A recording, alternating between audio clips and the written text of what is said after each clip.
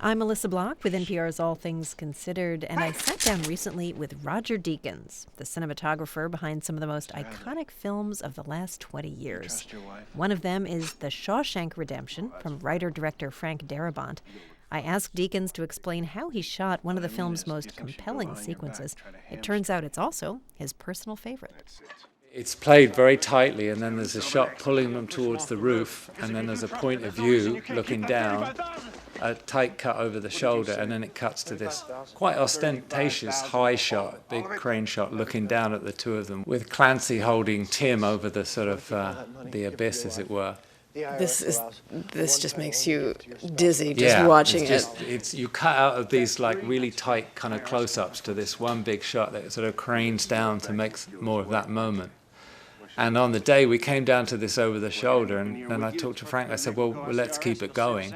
Frank is the director. Yeah, Frank Darabont directed it. And I said, well, we can keep it going just to get that sort of woozy sense. So the camera cranes down on this like 32-foot arm with a remote head, and then cranes down to this over the shoulder. And then as the dialogue continues, it just sort of swoops around from one character to another. I think it was a really successful shot. Nearly free of charge. Unlucky it was early days of computer graphics or CGI work, because the guys obviously have to be cabled, so it's actually the cable's digitally removed.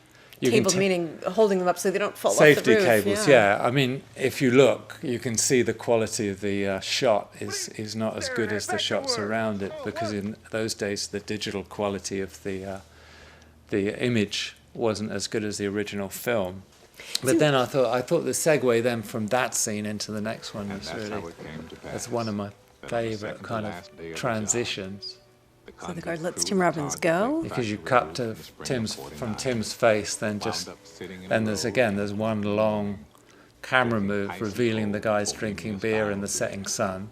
And it goes across the main prisoners, and then you see the Clancy Brown character come through, and he takes you across to reveal the Tim Robbins character, Andy sitting in the corner, and you keep going around and you come onto Morgan Freeman, Red, and the camera slowly on the voiceover just slowly goes round, like it's almost like, I feel it's the camera's moving in time to the speed of the voiceover. It ends up on this big close-up in Morgan's face in the sunlight, and the guard's sitting behind him. And to me, that's the best shot in the film.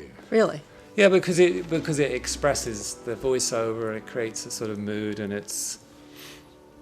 you kind of feel you're there somehow. I don't know. I just thought it worked really well. Were you thinking about the rhythm of the script at that point, or is that another happy accident? Yeah, you're thinking about the rhythm of the pace of the voiceover, and I'm not sure if Frank Darabont was reading it or not, but it was we were very much talking about that, and the mood of the light as well, that you wanted this bucolic kind of afternoon sun. If only for a short while.